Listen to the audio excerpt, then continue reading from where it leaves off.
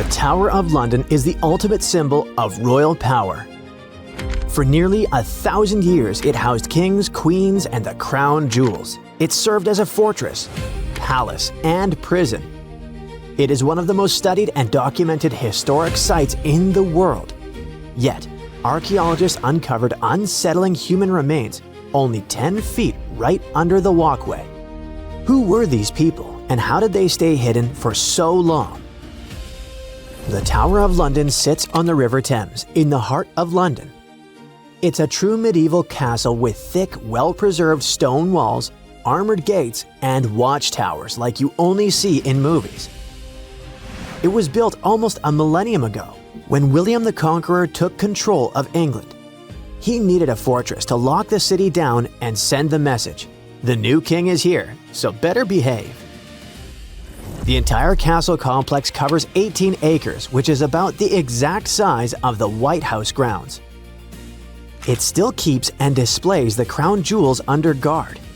The Citadel was also a high-security prison for centuries, holding high-profile prisoners locked away. But it wasn't just a prison for humans. For centuries, the tower was a royal zoo filled with lions, elephants, and leopards. The King of Norway even sent a polar bear, which was allowed to swim in the Thames on a long leash to catch fish. One of the biggest attractions is the White Tower, a massive stone keep. Rising about 90 feet, it had been the tallest building in all of London for hundreds of years. Kings famously whitewashed the stones to make them gleam. It stood out like a blinding beacon above the dark, muddy city. Another must-see spot is the Chapel of St. Peter ad Vincula, the tower's historic church. It served as the final resting place for famous prisoners and nobles alike. It was just outside of this very chapel that archaeologists made a chilling discovery. The mystery started in 2019 when a routine check uncovered 2 burials. When archaeologists returned to dig some more in 2025, the situation grew from unexpected to, hey, what is going on here? Over 20 skeletons were packed into the soil, mixed with fragments from older burials, proving this spot had been used and reused many times before. These graves span centuries, from the 1200s to the 1600s. So we're not looking at one tragedy. It seems to be a place that kept getting used again and again throughout medieval London. One situation feels like it's from a horror movie. A cluster of at least 6 people from the 1300s that looks unusually messy compared to the others. The timing lines up with the era of the Black Death in London, so this group could be plague-related. But researchers are careful with conclusions for now. On the other hand, some graves look the opposite of rushed. They look expensive. Several people were buried in coffins. In one case, the wood had rotted away completely, leaving behind a perfect shadow of a coffin stamped into the clay. The report says this coffin shadow likely held a juvenile buried in the 1200s. Then there's the chapel itself that might give us some clues. The current building is basically the newest version on this same spot.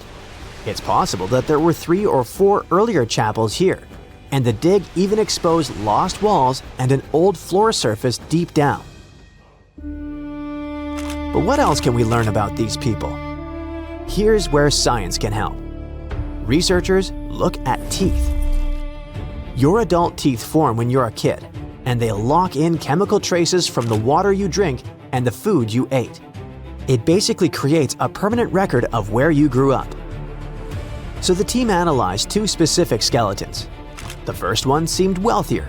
The chemistry suggests they might have grown up in Wales and moved around a few times. They even had traces of a high-sugar diet. That was a huge luxury back then. The second person had a totally different story. Their bones showed signs of chronic stress and a much harder childhood. So these were 2 people from opposite ends of the social ladder. One rich and the other not so much. But they both ended up near each other to be discovered centuries later. Millions of people visit the Tower of London every year. They take selfies and walk the grounds, totally unaware that they might be standing on top of massive tombs. And that forces you to ask the obvious question: If a place this famous can hide ancient graveyards, what else is out there? Because the tower is definitely not the only landmark keeping secrets. In 2019, the fire at Notre Dame forced a massive rebuild. That construction forced workers to lift parts of the floor and reveal a spooky secret. Several tombs hiding two human-shaped lead sarcophagi, sealed like metal time capsules. And inside, there were details that shouldn't survive: fabric, hair, and even leaves that were left on the head. This stuff points to an important person. It sounds unbelievable, but they managed to identify the person as Antoine de la Porte, a church official who passed away in 1710. The second coffin became its own mini detective story. Scientists nicknamed the man inside the Horseman because his bones showed signs of riding for years. Some new analysis suggests that he could have been Joachim du Bellay, a well-known poet from the 1500s. So, we have secret graves in London and Paris. That part almost makes sense. These are old, crowded cities where people have lived for centuries. But there's one place on Earth where history wasn't supposed to happen at all: Antarctica. Yes, almost literally the edge of the world with nothing human anywhere nearby for hundreds of miles. And still, in 1985, a Chilean scientist found human remains on an ice-free beach in Livingston Island on a spot now called Yamana Beach. A human skull in Antarctica sounds impossible, but the dates make it worse. When the remains were studied, the person appeared to be a young woman around 21, likely from the southern Chilean channels. She passed away in the early sealing area, roughly 1819 to 1825. That's basically the opening minutes of humans showing up in that region. So why would a young woman end up there? One idea is that she might have come with early sealers, maybe as a guide or part of the crew. The original researcher even suggested she could have been abandoned there for unknown reasons. Plus, the spot where they found her is known to have been visited by early 19th century sealers. The pieces fit together somewhat, but no one can really pin down the story. And it gets even stranger.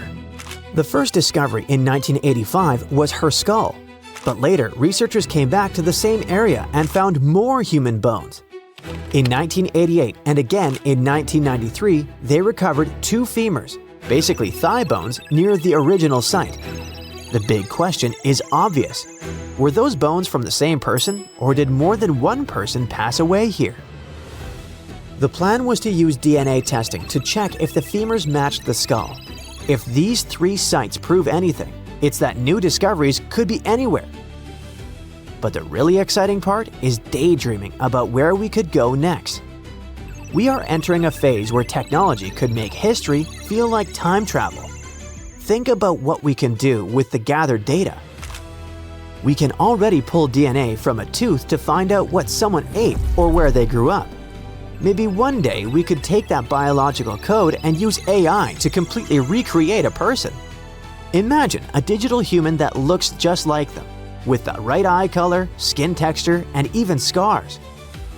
Then we combine that with the environment.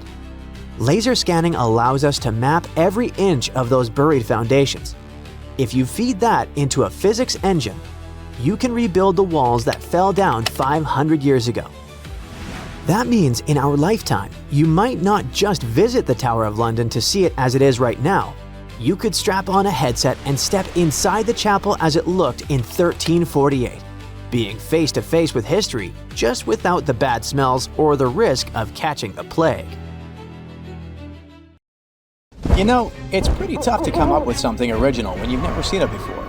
But what about those creepy mythical creatures then? Werewolves, vampires, or let's say, cyclopses?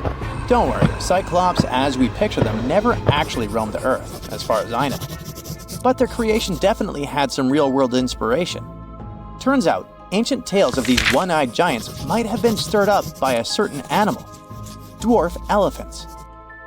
Let's rewind to the Pleistocene era. It's where the inspiration for Cyclops lies.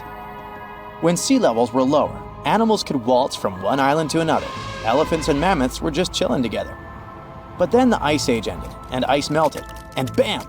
Those land bridges were underwater, leaving some animals stranded.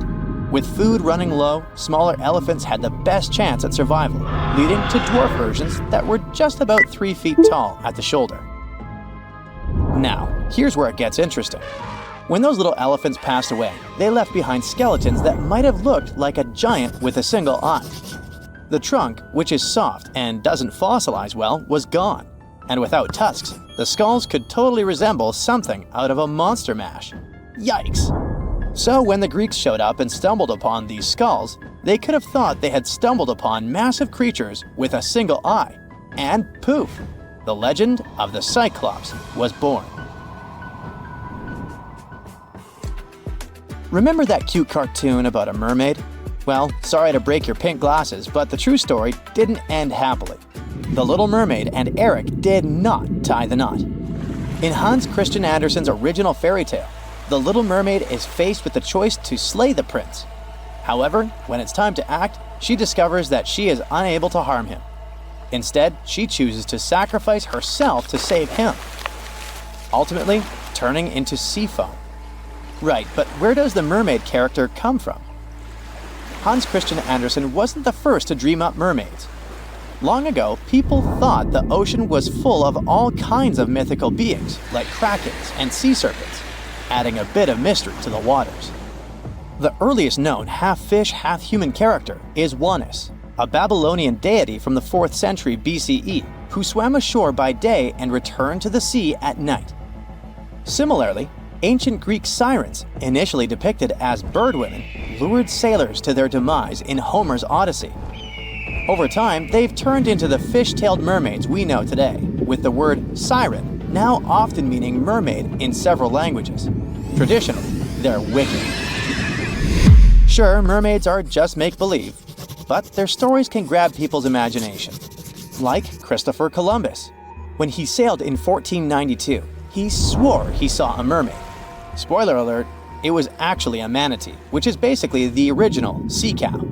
And they're not even that much of fish, they're closer relatives to elephants. Now, it might seem strange to mix up a lazy sea creature with a gorgeous half-fish lady, but it's not just Columbus who made that mistake. That's why manatees and their cousins, dugongs, are grouped together in Sirenia.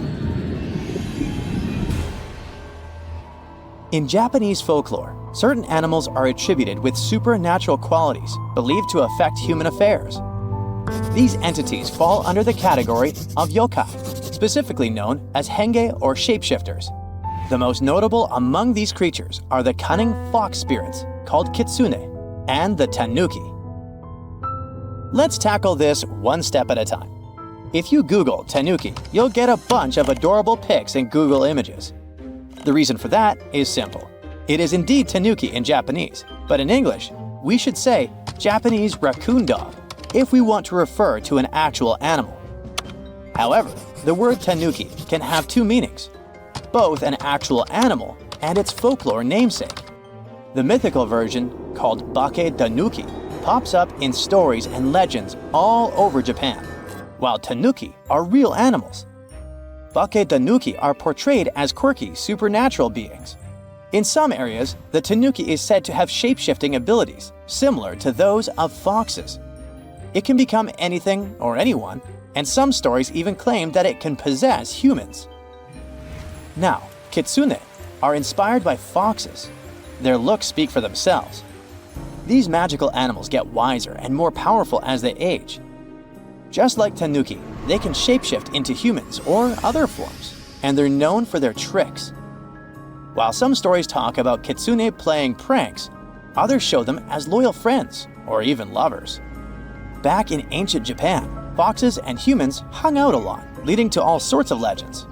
By the way, the number of tails a kitsune has is the key. The more tails, up to 9, the older and more powerful it is. Some folks even make offerings to them as if they were deities. I mean, who wouldn't want a wise fox on their side?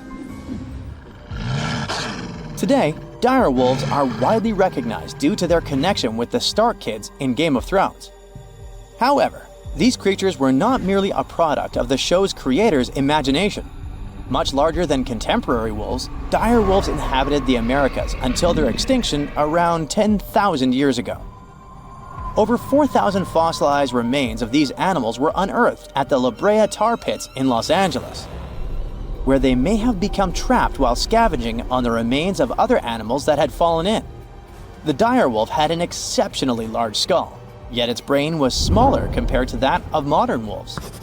If they had possessed larger brains, they might have been more discerning and recognized the dangers posed by the tar pits. Additionally, while there is no record of albino dire wolves, albino cubs have been documented among modern wolves. Check out this creepy sea serpent with multiple heads. It's called the Hydra in Greek mythology, and according to the legend, one of its 9 heads was immortal. So every time you lopped one off, 2 more popped up. Hercules had to take on this beast as one of his biggest challenges, and his nephew lent a hand. While Hercules was busy playing whack-a-mole with the heads, his nephew was cauterizing the wounds to stop them from coming back. Eventually, he managed to chop off the immortal head and buried it under a hefty rock. Believe it or not, this wild story might have had a basis in reality. There are a few documented cases of snakes with multiple heads, though 9 is pretty rare. Reptiles seem to be more prone to this kind of thing compared to other animals. Still, no records about one of those heads being immortal. Duh. Giants have been a part of stories forever. Take Greek mythology, for example. There's the Gigantus, a wild crew of 100 giants that sprang from Gaia after she had had a rough breakup with Uranus. Not exactly a fairy tale, right? Then there's Ergelmir from Norse mythology, who was born when icy Niflheim waters mixed with the fiery heat of Muspelheim. Now let's switch gears to real-life giants. Some folks had a condition called hereditary gigantism, which helps explain the tales of these towering figures. Scientists think they found a gene linked to it. Plus, some people have pituitary tumors that kick growth hormones into overdrive. Take Goliath, for example. He was reportedly over 9 feet tall. There's no universal height for a giant since it varies by culture. A study even suggested that Goliath might have had a genetic background contributing to his size. When David took him down with a slingshot, he hit Goliath right in the forehead. Imagine if Goliath had had a pituitary tumor messing with his eyesight. It would have been a classic case of, didn't see that one coming. And speaking of giants, meet Robert Wadlow, the tallest guy ever recorded. He stood at an insane 8 feet 11.1 inches and weighed 439 pounds. Basically, a human reindeer. As a kid, he was always the tallest. At 8, he was already as tall as his father, and by 9, he could carry him around. By graduation, he had hit 8 feet 4 inches. 75 million years ago, North America was full of scary dinos, both walking and flying, and insects the size of birds. But the biggest predator there was something way scarier, a crocodile so massive it could swallow dinosaurs whole. This beast was roughly the length of a school bus, weighed more than 5 tons, and had teeth the size of bananas. Its name was Deinosuchus, which literally means terrible crocodile. And trust me, it lived up to that name. Scientists have found its fossils all across North America, from Mexico to Texas to New Jersey and Montana. It means this monster could live pretty much anywhere it wanted. It wasn't picky. It roamed rivers, swamps, and even coastlines. And when it was hungry, anything that moved was fair game. Fossilized dinosaur bones show massive bite marks matching its jaw pattern. So yes, it actually took down dinosaurs. What's even crazier is its bite force. Based on skull reconstructions, scientists estimate it could crush bones with more power than T-Rex. So if a T-Rex ever got close to the water, it might have ended up as lunch. But Deinosuchus wasn't just a bigger and meaner version of today's crocodiles. It was more closely related to alligators. Recent studies show that it actually belonged to an ancient branch of crocodilians that split off before the ancestors of modern alligators and crocodiles. It was like that weird cousin in your family tree who doesn't quite fit in, but somehow looks like everyone. It had traits from both groups, like salt glands that helped it survive in both freshwater and saltwater. That's rare because most crocs today can't handle salty environments for long. This feature might have been its secret superpower. Around that time, North America was divided by a massive inland sea called the Western Interior Seaway. It stretched from the Arctic Ocean down to the Gulf of Mexico. Deinosuchus could travel across it, sneaking along the coasts and striking anywhere there was food. Still, scientists argue about its favorite hangout spot.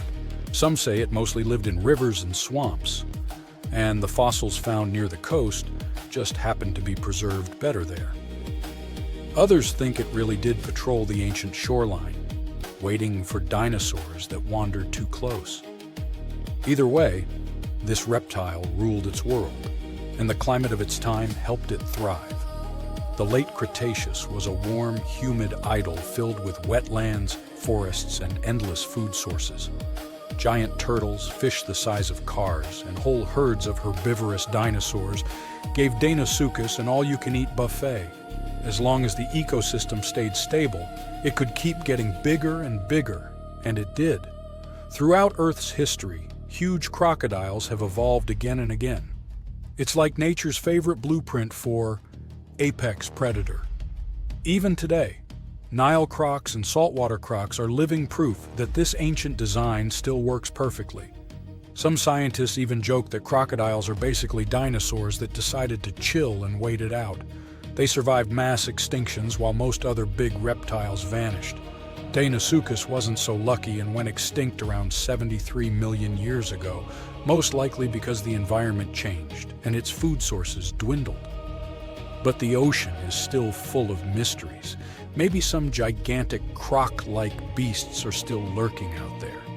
And while we're guessing, let's look at some other prehistoric creatures that make scientists rewrite what they thought we knew about life on Earth.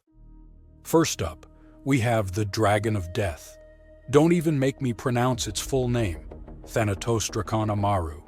Scientists found its bones in western Argentina, in formation layers called the Plautier Formation, from about 86 million years ago, the late Cretaceous. This creature wasn't just big, it was gigantic for a flying reptile. Judging by some of its bones, it has a wingspan somewhere between 23 and 30 feet. That's like a small plane wing outstretched. It's officially one of the largest pterosaurs ever discovered in South America. Its fossils are pretty well preserved, including parts that are usually squishy and fragile in flying reptiles like vertebrae and limb bones. This gives scientists clues not just about how it moved, but about what ecosystems were like back then. Looks like it enjoyed marshy floodplains, big open skies, and plenty of prey below. Our dragon likely used its size to its advantage, either going after small dinosaurs or scavenging. The fact that this massive creature managed to evolve wings capable of flight is just crazy. Next, we've got a creature that looks like a mix of a dino and a skunk to me, Stegosaurus elengasin. Scientists found fossils of this cool guy in southern Chile among rocks deposited about 75 million years ago. The thing that hits you first, let's hope, not literally, is its tail. Instead of the usual spikes or clubs you get in other armored dinos like ankylosaurs, Stegosaurus had a flat blade-like tail made from fused bones. It looked almost like a weird paddle or frond. Scientists compare it to Aztec ammunition because of that blade structure across the tail's rear half. It wasn't huge, only about 6.5 feet long, but what it lacked in size it made up for in weirdness and cleverness. Its body had armor plates, protective skin scutes, and a skull structure showing features of different dinos. So it was kind of a hybrid in style, which got paleontologists rewriting some of the family trees of armored dinosaurs. Also, the fossil is unusually complete, about 80%, which is rare because armor bones are often damaged or missing. This is super useful for science because it shows us how armor evolved, especially in southern continents. And you definitely need to meet our next hero. a truly bizarre marine reptile that once patrolled the waters of what's now Wyoming, Serpentisuchops fisteri. This creature was part crocodile, part sea monster, and 100% nightmare fuel. Scientists first found its fossils over 25 years ago, but they only recently managed to piece together enough of its remains to truly understand it. It had a super long neck, which was normal for plesiosaurs, and a croc-like skull and body. Most fossil books would tell you these traits shouldn't exist in the same animal. So this guy was a stunning exception. Paleontologists have found its lower jaw, a large portion of its skull, neck vertebrae, tail, and ribs. So they were able to reconstruct not just what it looked like, but how it likely moved, swam, and hunted. About 35% of its body is preserved, which is not so often for marine reptiles, and it lets scientists learn a lot about its lifestyle. With its long neck and the power of a crocodile, plus a super combo of speed, reach, and bite, this guy was most likely a top predator of its time. Last but not least, we have this cool dino, Duonicus tsokhtbatari, that lived in Mongolia's Gobi Desert around 90 to 95 million years ago during the Cretaceous period. It wasn't a meat-eater like T-Rex, but more of a plant muncher. It grew to about 10 feet long, roughly the size of a tall adult human lying down, and weighed around 575 pounds. Pretty hefty for a leaf-eater. The craziest thing about this heavy guy was its hands. It only had 2 fingers on each hand, and each finger carried a giant curved claw about a foot long, covered in keratin, the same stuff your nails are made of. That keratin actually added over 40% to the claw's length, which is super rare to see preserved in fossils. Because of that, scientists can actually study the full shape and structure of the claw, not just the bone. Its hands weren't just for show, though. We can see fused wrist bones and stiff joints in the fossil, which means it could grab and pull down branches to eat leaves. So, having fewer fingers could actually be a bonus if your goal is to reach and rip down vegetation. It's a really cool example of how dinosaurs adapted in weird and specific ways to survive. Bigfoot, Loch Ness Monster, Chupacabra, Mothman, and other similar creatures are called cryptids.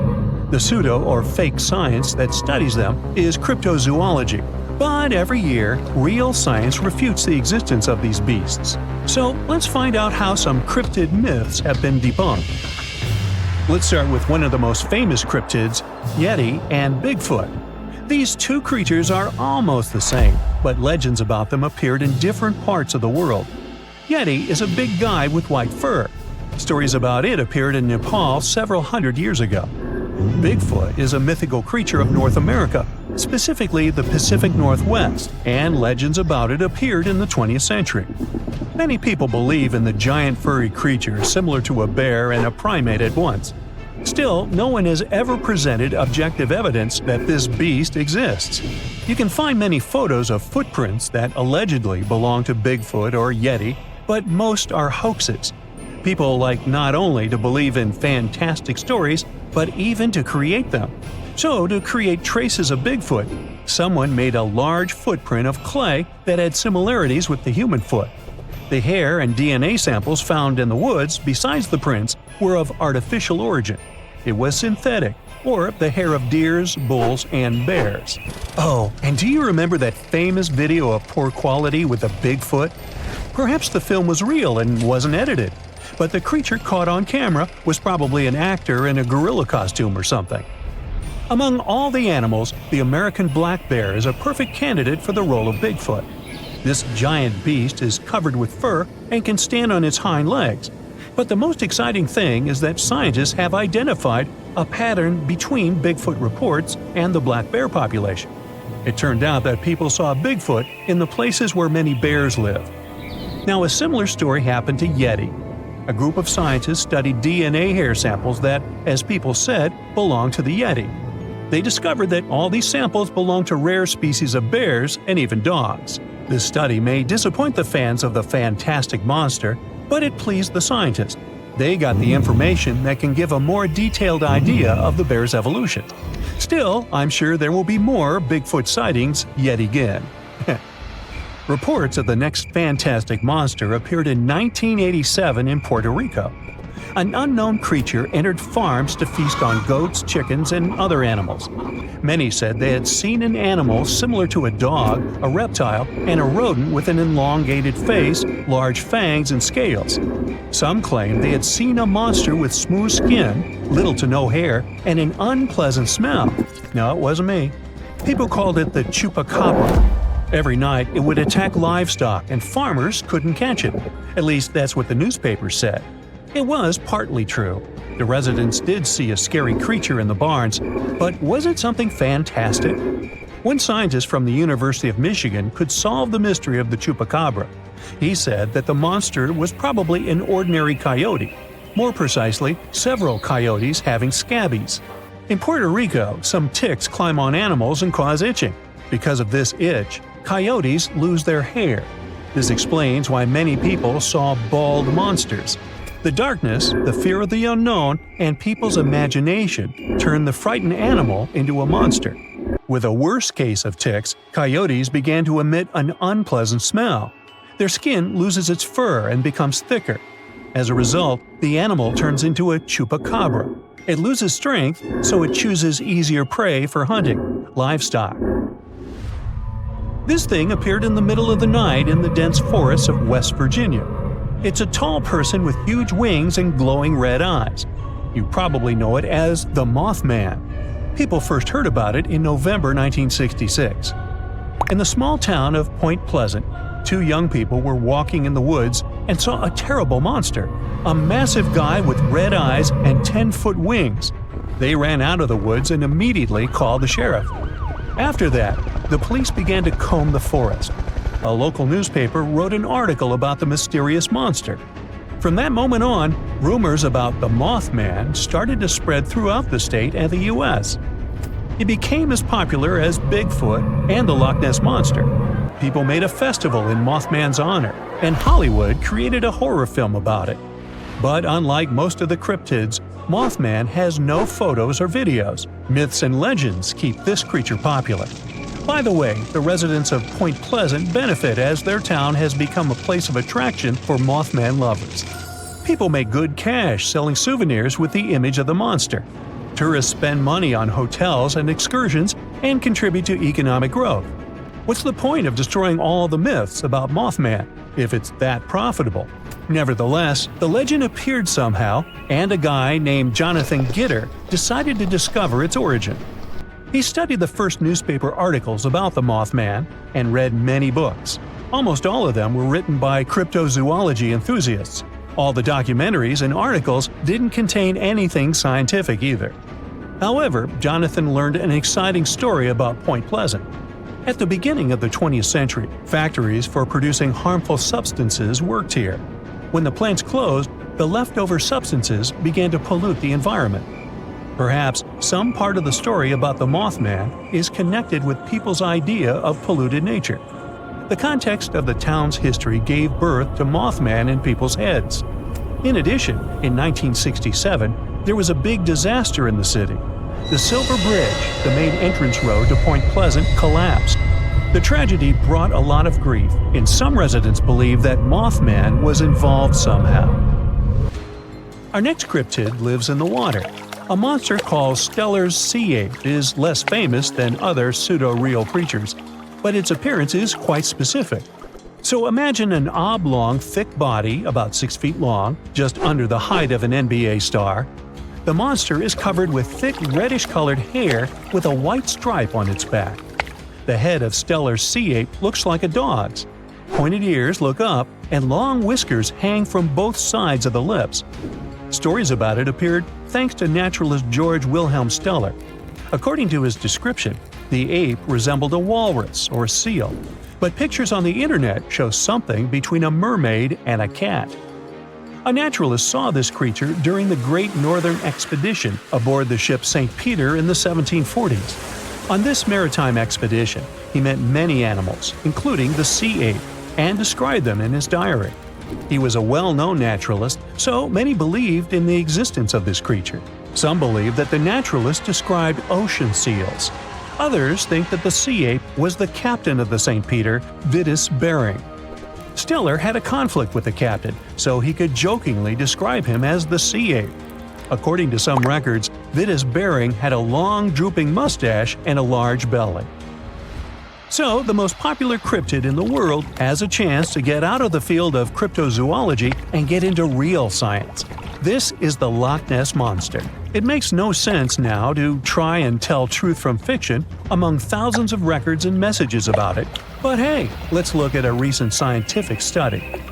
According to rumors and guesses, Nessie is a descendant of an ancient marine dinosaur, a plesiosaur. But this theory was quickly refuted because plesiosaurs lived only in saltwater.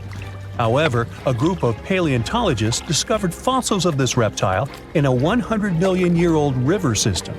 And this system was freshwater. That means that plesiosaurs could have lived in the giant lake Loch Ness. Perhaps one of their descendants has been able to survive to this day. So go ahead, dip your toe in the water. To see the strangest and scariest thing hiding in swamps, you need to go to France, to the nature reserve of Sting. If you go to this place alone, unaware of what awaits you, you will remember what you'll see there for the rest of your life, and it will haunt you in nightmares for a long time. So, imagine you come to these marshes by car. It's early morning, nature is waking up, and a cool breeze is blowing. You carefully go through the grass and come out to the green swamps. At this moment, you notice a silhouette. The creature is on the shore, leaning over the water. It looks like a human. It's squatting. Its legs are long like those of a grasshopper, and its thin arms resemble tree branches. This skinny creature is completely covered with mud and green algae. It's sitting right there, and it looks much bigger than you. You slowly step back in horror, hoping the strange swamp monster won't notice you. Then, you see another similar creature lying on the grass. There are several of them. Your heart is pounding so loudly that you're afraid the monsters will hear the sound. Fortunately, you manage to get into the car unnoticed and drive away from there. You've just seen Homo algus, swamp creatures that consist of algae and mud. Yes, they do look creepy, but don't worry, they're not alive. They're statues made by one architect. She wanted to show the importance of swamps in the natural world with the help of her creations. People associate swamps with something terrible, but in reality, they're huge reserves of fresh water and a habitat for thousands of living beings. Life starts and ends in swamps, and of course, loads of scary myths and fairy tales appear around these places. The sculptor decided to combine natural features and creepy folklore into these statues. The color, texture, and coating of Homo algus change over time with the surrounding landscape. The next mysterious thing is the one you can only see at night. It's a strange, rare phenomenon called fool's fire, or spooky lights. So, you're driving along a highway between two small British towns. The moon is shining brightly, and you decide to go off the road and wander around a swampy area. You leave the car and notice a strange orange ball floating right above the water. This ball flies in different directions and seems to lure you closer. Perhaps it's a person with a kerosene lamp calling for help. Two more balls appear next to it. You get scared. Don't try to go in their direction. Otherwise, you'll get into a trap. It's dangerous to walk through the swamps. For centuries, people have seen this phenomenon. Many went towards such balls because they thought it was someone who needed help, but those who approached Fool's Fire never came back. Previously, people thought that these were some mystical creatures from another world, but today, science can explain the nature of this phenomenon. Bioluminescent fungi and algae grow in swampy places and can glow blue in the dark. From afar, they can create an illusion of an orange ball. Wind and water shake these algae, and it seems like they're flying through the air. Also, swamps contain many plant materials: grass, clay, leaves, and branches.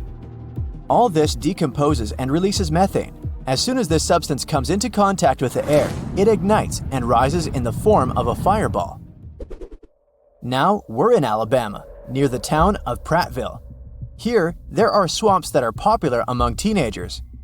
Young guys and girls come here to meet with phantoms and some fantastic monsters. Of course, these are all fairy tales and legends people like telling each other.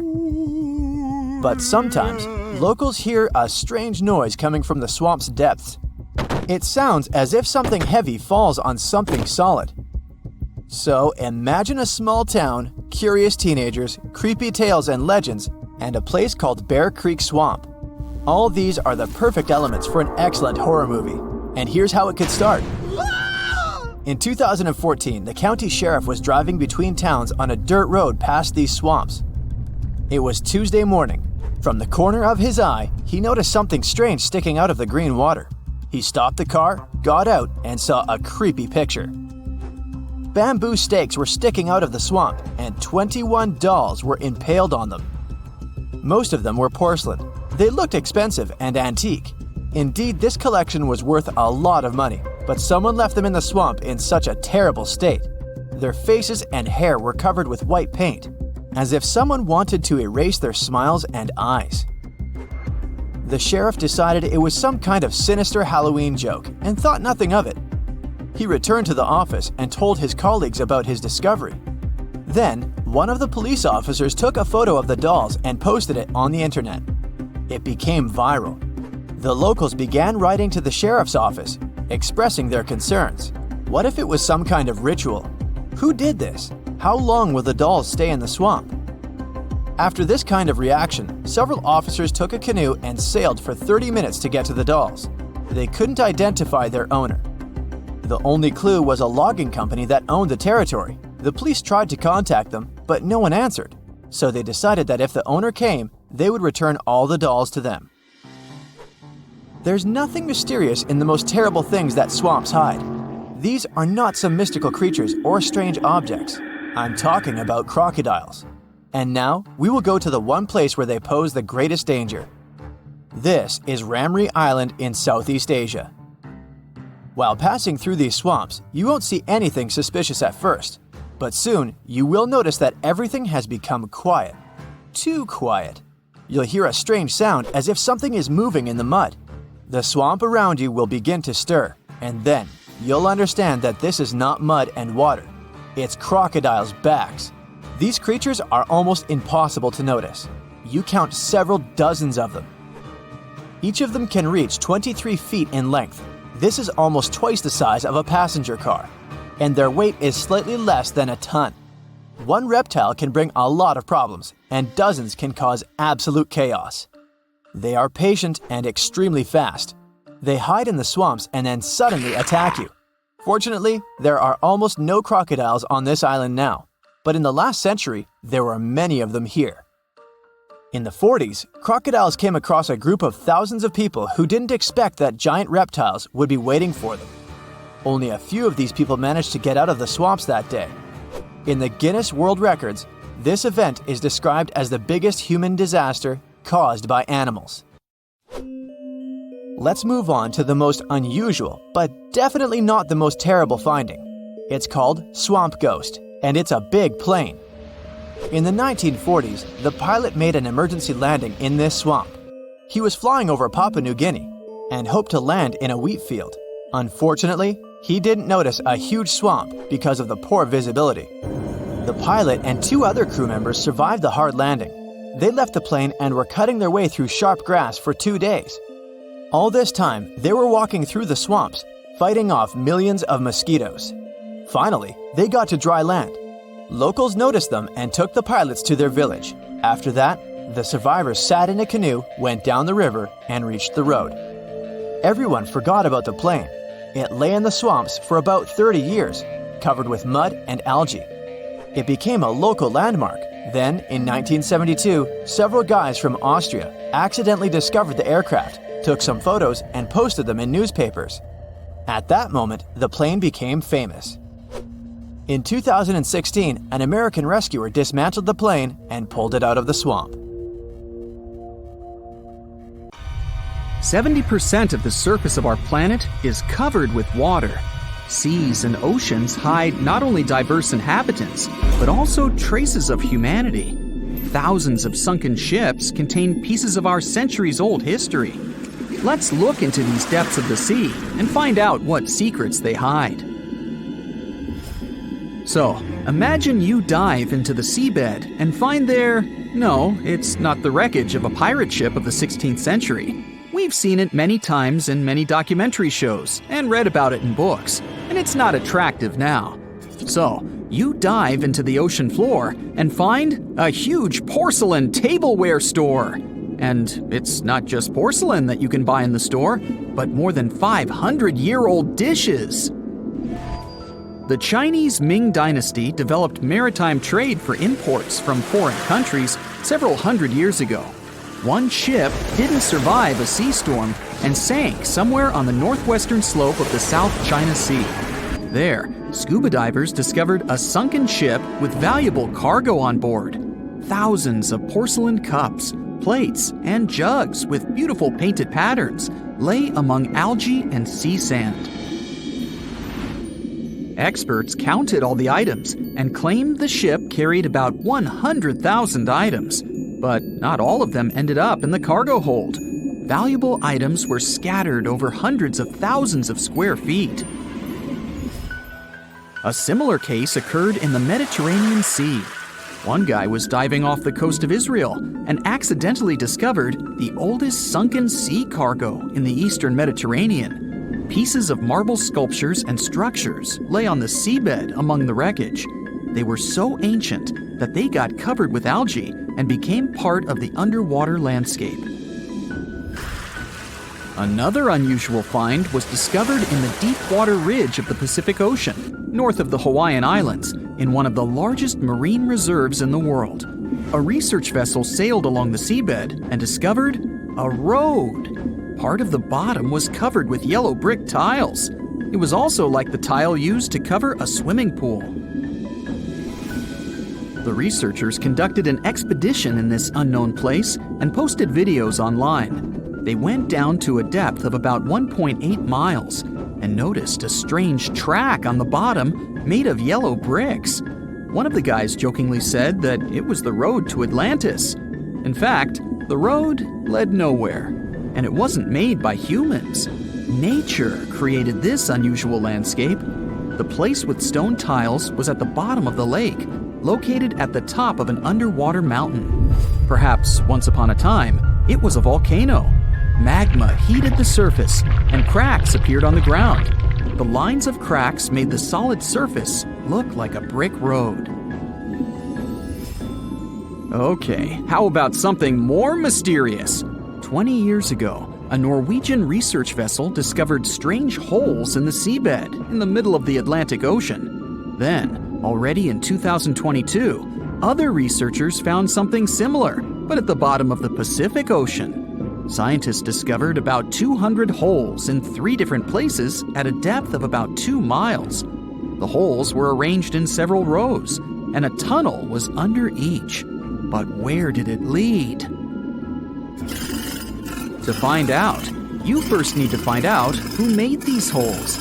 Scientists studied animals that live at such a depth under enormous pressure. Imagine the weight of several dozen elephants pressed on a small area the size of a palm. That's about the pressure exerted by water in these depths. But still, some marine life has been able to adapt to such conditions. Scientists have seen sea urchins and worms, and even some big fish, but none of them made these mysterious holes. They saw a strange creature with a white and pink-hued body inside one of the holes. It was an amphipod, one of the crustacean family's representatives. Scientists caught it and did a little research. This little crayfish was digging a tunnel with its long claws. It used it as a home to hide and shelter its offspring. Or the small crustacean was digging tunnels in search of food. There's a place in the ocean where many remnants of ships lie on the seabed. And not sailing ships, but the space ones. This place is located in the South Pacific Ocean and is called Point Nemo. This is the most remote place from land on our planet. The nearest island is over 1,000 miles away from here. There's only a boundless ocean and complete loneliness. You won't even meet fish and other marine life here. The place receives little nutrients from the world's oceans because undercurrent and wind almost don't reach this area. There are different microorganisms in Point Nemo, but it's not why we're here. The reason is fireballs that fall from the sky into the water sometimes. And they're not meteorites, but some pieces of space rockets, ships, or satellites that failed. Point Nemo is an ocean desert, so space debris can't harm anyone here. Even if some heavy object provokes a giant wave, it won't reach the nearest land as it will lose all power in the water. Some archaeologists believe the oldest city in the world is about 9,500 years old. But you won't find it on land because it lies on the seabed in the Gulf of Cambay off the coast of India. Scientists have found many ancient artifacts, such as sculptures, furniture, and other interior items. They analyzed a piece of wood found there and determined it was over 9,000 years old. Scientists are still trying to determine what kind of city it was and when it existed. Tutankhamun's tomb is a well-known archaeological find. But what do we know about the burial place of the most recent pharaoh of Egypt? Cleopatra's tomb may lie somewhere in the ancient city of Alexandria. But the problem is that this beautiful city is underwater. After about 1,600 years, it sank to the seabed because of floods and earthquakes, and its ruins were discovered in 1998. Scientists and builders plan to create underwater tunnels on its territory to turn the city into an underwater museum. You can meet an unusual natural phenomenon, barnacles, in the depths of the Arctic and the southern ocean of Antarctica. It looks like an icicle frozen in water, which attracts marine organisms to itself and freezes them.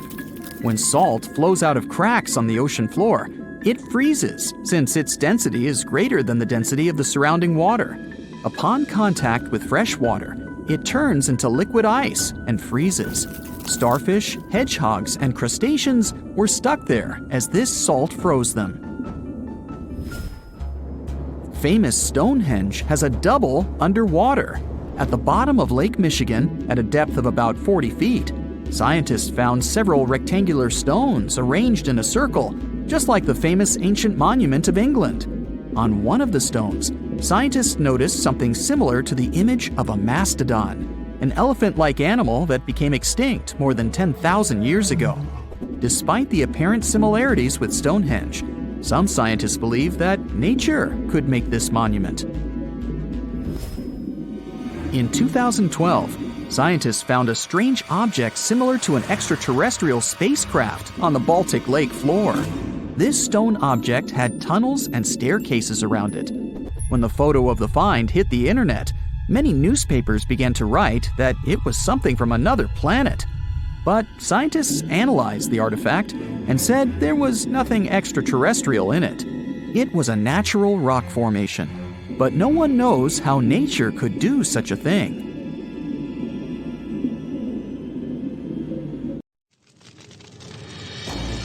Alrighty folks, gather around and let me tell you about the Manananggal, a real charmer of a mythical creature from Filipino folklore. She's often described as a lady who likes to snack on sleeping pregnant women. But here's the twist. During the day, she's all dolled up and looking like a total babe. But come nightfall, she detaches her torso and spreads her massive bat-like wings to fly off into the darkness in search of her next victim. And she doesn't just stop at pregnant ladies. Nope. Sometimes she'll use her good looks to lead astray men and take them to her secret hiding spot where she'll feast on their heart, intestines, and other internal organs all night long. Yikes. If you're ever faced with a Manananggal and want to stop her from reattaching her body before sunrise, just sprinkle some salt, ash, or crushed garlic on the remaining half of her body. Easy peasy, right? So keep an eye out for this winged wonder and don't forget the garlic! Okay, so check this out. In German folklore, there's this crazy creature called an Alp. Basically, it's like a vampire, mixed with an incubus. And it wears this dope hat called a Tarn cap. that gives it all kinds of powers. This dude is all about preying on women at night by messing with their dreams. Oh, and it's into breast milk and sucking the blood of men and kids. The Alp can shapeshift into all kinds of stuff, like cats, pigs, dogs, snakes, and even butterflies. And it's got this evil eye that can totally mess you up with bad luck or sickness. But don't worry, you can protect yourself by hiding a broomstick under your pillow, pointing your shoes towards the door, hanging iron horseshoes from the bedpost, or putting a mirror on your chest. And if all else fails, just leave the lights on all night and shove a lemon in its mouth if you catch it napping during the day. Meet the Pontia Nuk, a spooky ghost from Malay mythology. Legend has it that she was a woman who passed away while giving birth, and now she's out for revenge. She's not your average ghost either. She's got long black hair, sharp fingernails, and a blood-smeared white dress. But watch out, because she's also a master of disguise. She can transform into a beautiful woman to lure in her prey before ripping out their insides. If you're ever out at night and hear the cries of babies or feminine laughter, beware. That could be the Pontia Nuk coming to get you. And if the sounds are quiet, she might be right around the corner. So keep your wits about you, and don't fall for any too-good-to-be-true ladies. Hey, did you know that according to Irish legend, every family has their very own banshee? This banshee lady is supposed to let out a piercing wail or shout when someone in the family is about to kick the bucket. Talk about a not-so-subtle warning, but don't let her eerie cry trick you. This banshee lady is said to be drop-dead gorgeous with long flowing locks and crimson eyes from all her crying. She's also known for wearing a gray shawl over her green threads. Fashionable and spooky? We're into it. Some people even say that this banshee can transform into a sweet-singing young lady who foretells the doom of the family. Yikes. And if that's not enough to give you goosebumps, she's also been spotted hunched over in the woods, crying her eyes out at night. Sounds like a real party animal, doesn't she? So next time you hear a blood-curdling scream in the middle of the night, just remember, it might just be your friendly neighborhood banshee giving you a heads up.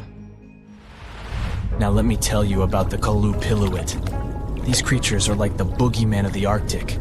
They live near the ice floes and are known for snatching up kids who get too close to the water. But don't worry, it's just a myth to keep children safe. Now, the appearance of these critters varies from story to story, but they all have some things in common. They've got slimy green skin, long hair, and long fingernails. Their hands are webbed like a fish, and they wear these fancy parkas made out of eider duck feathers. Oh, and watch out for their flippers. One of them can emit a sound that'll paralyze you. But don't fret, you can outsmart them. Some clever Inuit hunters figured out that if they asked the Kalupiluit to shapeshift into a seal or whale, they could easily finish it and bring home a tasty catch. Yum! Some stories say that these creatures use kidnapped children to keep their hair looking fabulous. Talk about dedication to hair care. Others say that the kids are just devoured or used to fuel the Kalupiluit's youth. But here's a wild tale for you. There was once a grandma who couldn't feed her grandson, so she called upon a Kalupiluit to take him away. The tribe eventually got back on their feet, and a young couple went to rescue the boy. They found him tethered to seaweed by the Kalupiluit, but every time they got close, she'd drag him back underwater. They ended up waiting until sunrise to cut him loose. Yeah, the Kalupiluit may be spooky, but they're just looking out for the kiddos. And who knows? Maybe they'll give you some hair care tips if you're lucky enough to meet one. Let me present to you the scariest horse-like monster in all of Scotland, the Nucklavi, or Nuckalavi. This bad boy has a skinless body, a head 10 times bigger than a human's, and a breath so poisonous it can destroy animals and crops. So, it's got wicked powers that can cause chaos all over the islands. But fear not, because there's an old spirit known as the Sea Myther who can control this terrifying beast during the summer months. The Nuckalavi has roots in Norse and Orcadian folklore, and was first documented by the mysterious Joe Ben using some fancy Latin manuscripts back in the 16th century. Ernest Marwick, an Orcadian writer and folklorist, thinks that this evil sea creature is similar to the Norwegian Knock, the Nuggle of the Shetland, and the shape-shifting Kelpie or water Kelpie. So, if you're ever out and about in Scotland and come across this scary guy, just remember, Call on the sea mither and run for your life. This dude is South African Tokolosha. It may look like a gremlin, but trust me, it's way more mischievous. Apparently, witches and shamans can summon them with their magical powers, but there are ways to keep these troublemakers in check. One way is to give them some curdled milk. Apparently it's their favorite, and trim their hair so they can see. If that doesn't work, you can call in a witch doctor to use some good old-fashioned magic to exorcise them away. Now, according to South African folklore, these tokoloshes are mostly invisible and can suck on a stone to stay that way. So, if you want to keep them away from your home, scatter some special blessed salts, aka tokoloshe salts, along your door frames and windowsills. Or if you're feeling extra cautious, put some bricks under your bed's legs. Better safe than sorry, right? Have you heard of the Chimera? She's a total monster, literally. This fire-breathing female hybrid is made up of all sorts of animal parts. Think lion-like body, goat-like head, and a tail that ends in a snake's head. According to Greek mythology, the Chimera is the child of Typhon and Echidna, and her sisters are Cerberus and Lernaean Hydra. Sounds like a family reunion, huh? But don't worry, our hero Bellerophon was up for the challenge. The king of Lycia sent him on a mission to defeat the fearsome Chimera, and Bellerophon was the greatest hero monsters were scared of. The Chimera was no match for Bellerophon and his trusty Pegasus. Even though the king was secretly hoping the Chimera would take out Bellerophon instead, in the end, justice prevailed, and the Chimera was defeated. Well, that's it for today. How heavy is the largest living snake? How can a snake eat a whale? Get ready, I'm about to answer these questions. Before the last ice age, giant mammals like mammoths ruled the world. The modern animal kingdom we're familiar with was shaped around 55 million years ago. I mean, there were still 1,000-pound bear dogs living from Asia to America. But modern whales, for instance, began to appear later. I'm saying modern whales because, surprise, surprise, whales weren't always fully aquatic. The ancestors of the ocean's biggest animals once walked on dry land. They had 4 legs and lived on the coast. Now, I want to introduce you to a snake that used to eat these whales, the Palaeophis, a genus of a marine snake. Scientists say it's hard to understand how big the Palaeophis was due to its fragmentary fossil record. They assumed that it could have reached up to 40 feet long. Its fossils were found in different parts of the world, from England to Morocco and Virginia, USA. The Palaeophis is extinct now, and sea snakes today are only about a quarter of the size this majestic creature used to be. So no need to worry about this underwater monster. But there once was an even bigger snake, the Titan boa. It was around 50 feet long and most likely weighed over a ton. It used to live in what is now known as northeastern Colombia around 60 to 58 million years ago. Scientists say that it mostly fed on fish. Another giant animal that lived in the past was the black Gigantopithecus. These primates aren't related to gorillas. They lived in the area of modern China. Some people believe that they're still alive, but so far, no one has laid eyes on them. Some people even go further and say that the stories of Bigfoot or Yeti are based on these animals. This rodent became extinct about 2 million years ago. Its main habitat was South America, more specifically, Uruguay. What's astonishing about this species is that it was the largest rodent ever known. It was bigger than a bull. Scientists believe that it weighed up to 1,000 pounds. A distant relative of this rodent is still alive today. It's called the pacarana. It's a rare animal that lives in South America. It weighs up to 33 pounds and measures up to 31 inches, not including its cute and fluffy tail. The Arthropleura was an insect that lived in prehistoric times. Imagine a giant millipede measuring up to 8 feet in length. Here you go. It was one of the largest land animals of its era, about 315 million years ago. The Arthropleura's shell was covered with tough plates. These plates were there to protect the creature from damage. Most of the time, it burrowed into the ground to avoid becoming some other animal's dinner. Meet the megalodon. Millions of years ago, this shark lived in the ocean and ate other marine creatures. It had wide teeth, and its jaws were so powerful that the animal could finish off its prey with the force of its bite. It was one of the largest sharks to ever exist. Yet, this predator also went extinct. Scientists don't really know the reason. This made me wonder why animals were so big in the past. Nowadays, smaller creatures flee or hide from predators. But apparently, it wasn't like this before. Many centuries ago, animals didn't just run or hide, they fought back. Research suggests that this behavior may have been the most important motivation for prey to grow bigger. A study compared the skulls of ancient animals to those of their modern peers. The skulls of predatory animals have become shorter and narrower, while the skulls of the animals they hunted have become longer and broader. This means that predators learned to become experts in hunting, while prey worked on developing their defense skills. You see, a larger body size was a great advantage because it made it harder for predators to take down the animals they hunted. The bottom line, self-defense made prehistoric animals larger. The second reason why ancient animals were larger is related to their bones. They had hollow bones, which are lighter than solid bones. This type of bone allowed large animals to move quickly. Let's take sauropods. They were a dinosaur subgroup. Sauropods had giraffe-like long necks and snake-like long tails. Compared to their body size, their head was really tiny.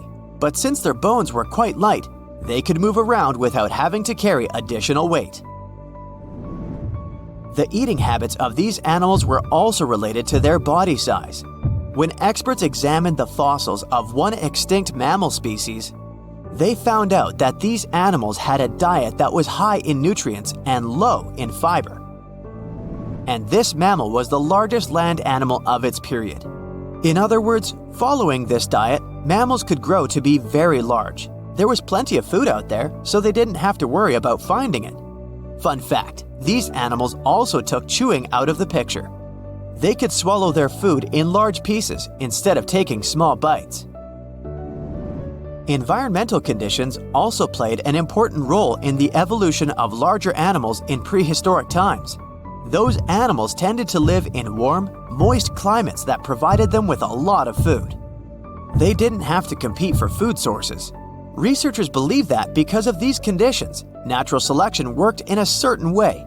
I mean, body size was more important than such traits as agility and speed. Oh, and did you know that large animals tend to produce more carbon dioxide? And ultimately, a bigger volume of carbon dioxide increases the amount of vegetation in the animal's habitat. As for the abundance of oxygen in the atmosphere at that time, it could be another vital element for some animals' growth. A good but scary example of an animal that benefited from the high levels of oxygen can be the cockroach of the Paleozoic era. At that time, cockroaches were the size of modern house cats. Now this one would give me the chills if I ever faced it. Ugh. What about today? Well, there are over 3,000 species of snakes on Earth.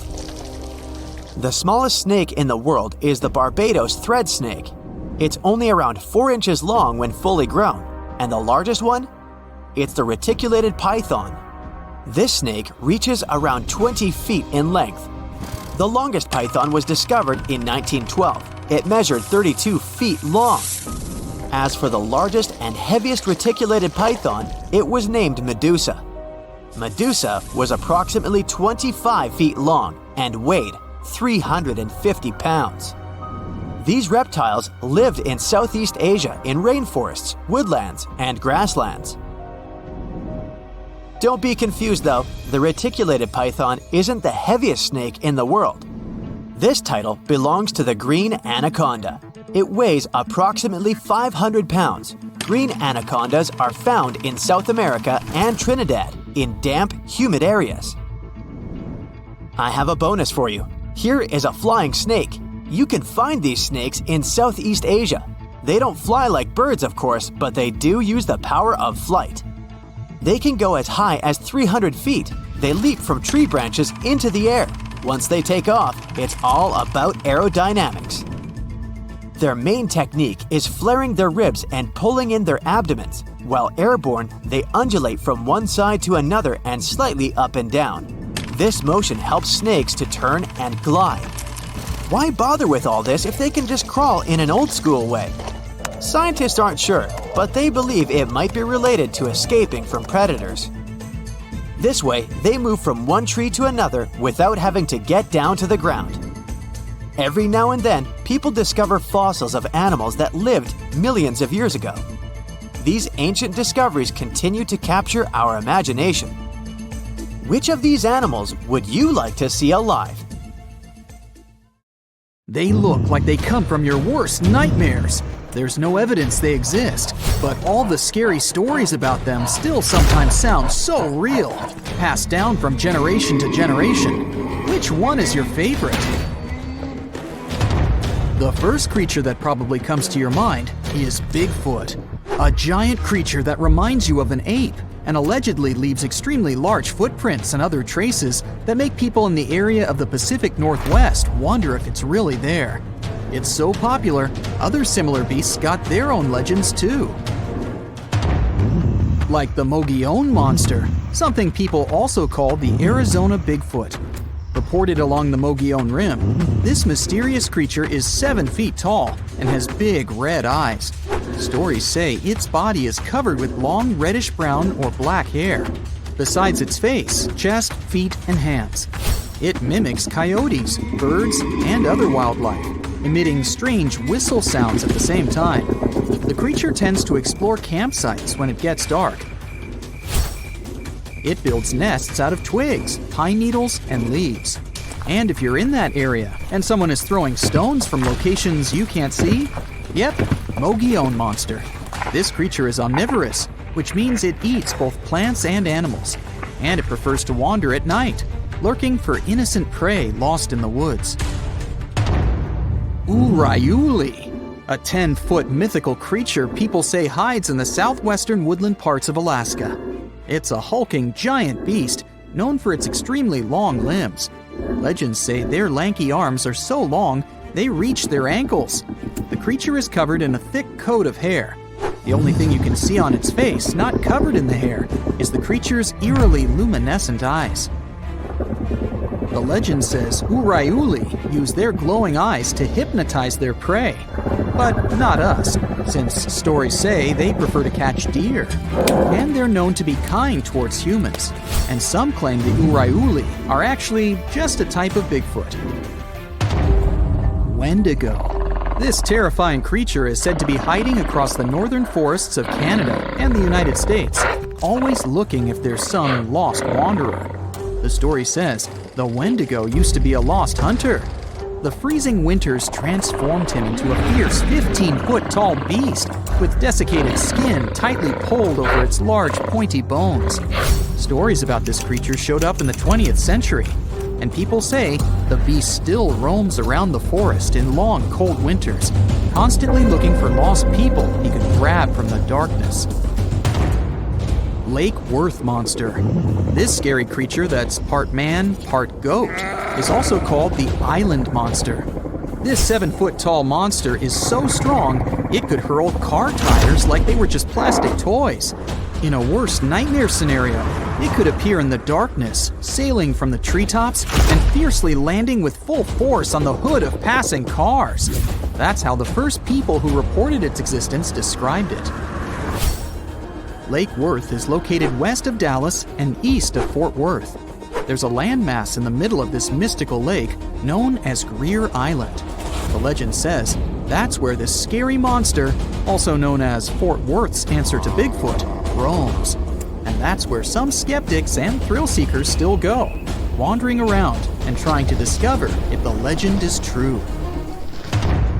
Lurking in the darkness with its scary red eyes, meet the Mothman, a humanoid beast reportedly seen in the 1960s in Point Pleasant in West Virginia.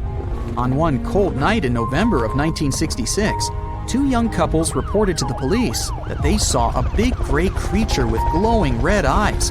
It looked like a flying man with wings around 10 feet wide. During the next couple of days, more and more people said they saw the same thing. Later, a wildlife biologist from West Virginia University told reporters that these descriptions fit the sandhill crane. It's a big American crane almost as tall as a human being. It has a 7-foot wingspan and circles of red around its eyes. The gigantic bird may have got out of its migration route and started these stories. Or did it really? Fresno night crawlers. They're not that tall, considering they're monsters, about 5 feet. The upper part of their body is pretty small, so most of their height is their legs. These creatures have allegedly made 2 appearances so far. Once, people saw them in Fresno, California. In contrast, the other time was in Yosemite National Park in California. Both times they were in videos of poor quality, so it wasn't easy to find details of their upper body. But the creature is considered thin and white with no arms. At least, we can't see them. It also has pretty short and stilt-like feet. Have you heard of the slide rock bolter? It's said to be hiding somewhere in the mountains of Colorado. To be precise, in Lizard Head Mountain, only a stone's throw southwest from Telluride. It's some sort of leviathan that lives on the land. This mountain whale carefully observes its surroundings with beady eyes while chilling atop Lizard Head. It hangs from the peak while its split, clawed tail faces its body downward. If anything steps into its territory, the beast lifts its malign fluke immediately and bolts down the mountainside. With its jaw full of razor-sharp teeth wide open, it gobbles whatever or whoever is in front of it, including miners, lost tourists, and loggers. It sweeps through trees and destroys all natural life that's been in its path for more than 100 years. Or at least that's what the legend says. Wow, that's the scariest one for me so far. Altamaha. Somewhere in southeastern Georgia, close to the mouth of the Altamaha River, there's a hissing sea monster hiding. It's one of the biggest rivers in Georgia that empties into the Atlantic Ocean, and the entire area that surrounds the river is full of small islands, canals, dikes, ponds, acres of marshes, and old rice fields. Perfect for such a monster to hide, don't you think? The story says this unusual cryptid has a sturgeon-like body, including a bony ridge on its top. Due to its front flippers, the creature swims like a dolphin. His snout reminds me of a crocodile. His teeth are large and sharp, whereas his eyes are big and protruding. The beast is green or gray with a white-yellowish underbelly and is up to 30 feet long. There's no physical evidence the Altamaha really lives there, but the legends date back centuries when people started talking about an enormous snake-like beast that hissed and bellowed. Loch Ness Monster, or how many like to call it, Nessie. This myth dates back from old times, all the way to a group of people that lived in ancient Scotland known as the Picts. The legend started to grow in the 1930s. Back then, a road near Loch Ness was finished, offering a nice view of the lake without bigger obstacles. And in April of 1933, a couple noticed there was a large animal. They compared it to a prehistoric monster or dragon. Most people imagine it as a plesiosaur, which is basically a marine dinosaur. The beast quickly crossed the couple's car's path and then disappeared below the water's surface. Later that year, some researchers even big footprints. They believed they were from a pretty soft-footed solid creature around 20 feet long. Later, some determined the tracks were the same as the ones that a hippopotamus leaves. Plus, scientists said the lake wasn't that nutrient-rich for such a large predator. There are not enough animals to support such a beast at the top of the food chain. But the legend about a giant mythological creature has moved on and still makes people across the world wonder if there's really something hiding deep down in the dark, murky waters of Loch Ness. Hold on to your hat, my friend. These internet users came across some hauntingly spooky stuff IRL, but I'm guessing you'll want to stay away even from these pics. Picture this. You're boarded and ready for takeoff in a huge Boeing jet. It's your first time on an airplane. You were scared, but people kept telling you it was safe. You've convinced yourself it would be all right when the pilot comes on the speaker with some disturbing news. Good morning, folks. Our flight has been canceled for safety reasons. It appears that a cloud of bees is hovering close to one of our wings, and we'll have to remove them before takeoff. I have to say, this is a first. I have to say, I'd like to get off, please. Now let's say you always take the long way to work. It's one of your favorite bits of the day because you can enjoy a peaceful walk surrounded by beautiful scenery. You're passing across a muddy pond area, like you normally do, when something strange catches your attention. What on earth could that be, you ask yourself? Apparently, it's a colony of reddish worms, just casually existing. I think my stomach just turned a little. Have you ever backpacked anywhere around the world? If you have, then you were probably worried about one thing and one thing only – bed bugs. Getting into a new hostel, the typical routine is to check your mattresses. The worst thing is to sleep in a bed filled with these little creatures and then have to wash all your clothing the next morning just so you won't pass this around to other establishments. If you ask me, this appears like a bed bug and sci-fi beetle had a fight in this person's bed and this is what was left. Well, jokes aside, it reminds me of the remains of some bug. Which bug? I have no idea. I'd tell this woman and all hostel owners to use some kind of mattress protector, just so that backpackers all over the world can stop sweating so much over these tiny creatures. Now, you've just won an all-inclusive trip to Hawaii. Ah, the white sandy beaches and the amazing sunsets. You're happy to leave your fancy hotel and take long walks on the beach. But wait, what's that? It appears like a lobster shed its tail and the remains came floating all the way to the sand. But according to experts, that's not a lobster. They wouldn't shed just their tail. That appears to be some kind of isopod. Isopods are crustaceans that look somewhere between shrimps and lobsters. That's why you thought it was a lobster, huh? They also look like giant roly-polies. Do you know what these are? Someone had a roly-poly infestation in their house, and it does not look like something you want to have to deal with. Imagine spending your days hunting these tiny creatures all over your furniture. No thanks. Now, when I was a kid, I loved playing pranks on people. But I would be the first one to be completely spooked when someone played a prank on me. I'm guessing the person who ran into this thing on their office wall wasn't too pleasant. But hey, maybe it's karma, right? What goes around comes straight back around. Imagine it's a sunny Sunday morning and you went on a hike with your best friends. You hiked up a pretty steep mountain covered in knee-high vegetation. You know what that means, right? Bugs. The great thing about bugs is that they never cease to amaze you. There are endless varieties of extremely rare and never-before-seen bizarre bugs. The first one you met was this thing right here. It fell off your dog's back. It resembles a jackfruit seed mated with a spider, and this is what came out of that union.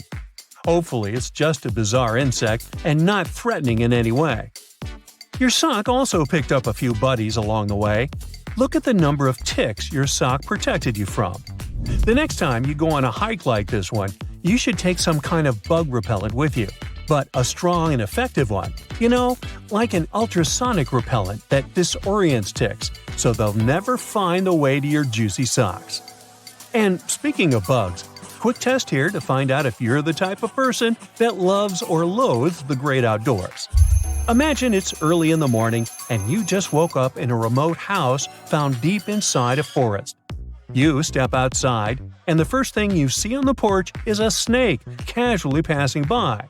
Would you take a selfie with it, or close the doors and hide back in your covers as fast as humanly possible?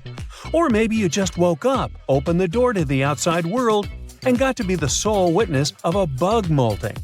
Would you shed a happy tear or be disgusted by it? I mean, look at it. It seems like a baby Pokemon. So cute. Ah, it's summertime. My favorite time of the year. You can enjoy the pool until late in the evening and meet your friends and family for a Sunday outdoor picnic. But there's one thing that really annoys me: bees. Eating outdoors usually means having to share some of your juice or yummy food with a bunch of bees. If only some genius person invented something that kept bees away from our food, like some ultrasonic frequency we could blast on our speakers, or some kind of decoy nest that was more interesting to the bees than my picnic food. Oh, or maybe this. I guess this will do. Simple but effective. I'll try it out and tell you if it worked out for me. The best thing after a hard day's work is coming home. Except when you're welcomed by this thing. I mean, how did this spider even get here if you live in a city apartment miles away from any real greenery? That's a mystery I'll never solve. You take your 5-year-old to play in the local park. She's in a digging phase, so as soon as she gets there, she starts digging up the whole place like a Jack Russell Terrier. You watch her have buckets of fun when suddenly you spot a shiny blue thing crawling out of the hole. What on earth? You think to yourself. You grab it with a stick and it reveals itself. A centipede. You know, the things that burn you with their venomous legs. Best to put it back in the hole and move to another park. If you could choose any movie or TV series to live inside of, which one would you choose? Most likely some cozy rom-com, right? I'm guessing no one, or almost no one here, would choose to live life as a Last of Us character, right? But it seems to me like this person had a Joel moment, if you ask me. This thing crawling out of the forest floor is a fungus that imitates a human hand. I mean, does life imitate art, or is it really just one giant messy blob? Remember when we talked about backpackers? Well, this person had a similar problem as they do. Apparently, they took a bunch of clothes to wash and dry, and this is what the dryer filter looked like afterward. There are maybe 100 little buddies in there. Ooh. Out of curiosity, do you know why they're called bed bugs if they hide on the floor and not in your bed? They crawl up to someone's bed at nighttime because they can sense carbon dioxide emissions, also known as they can sense your breath. If this isn't a horror movie plot, I'm not sure what is.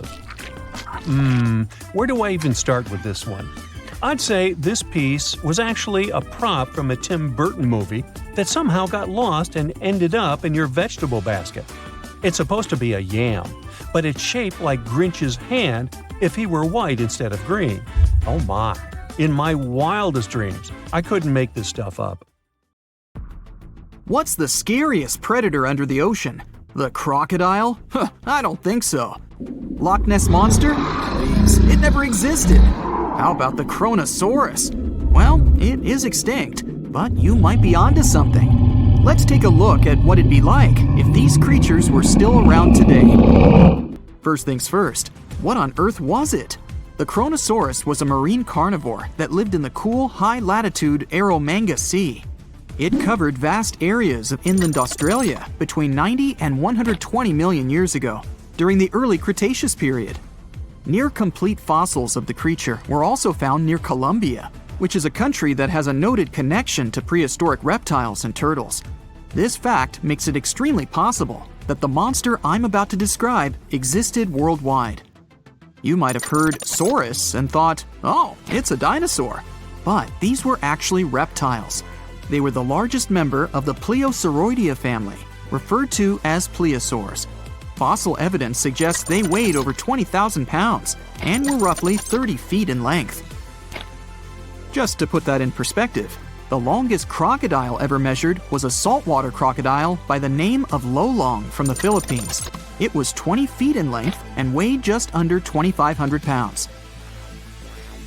And that's still 10 feet shorter and incredibly lighter than the average Kronosaurus, making the crocodile seem like nothing more than a glorified goldfish in comparison.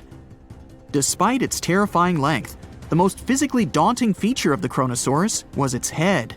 Its skull was about 8 feet long, which was actually proportionally large given the size of its body length. Anything that was unfortunate enough to end up inside the Kronosaurus's mouth may have been given false hope. After all, the teeth of the beast weren't actually that sharp.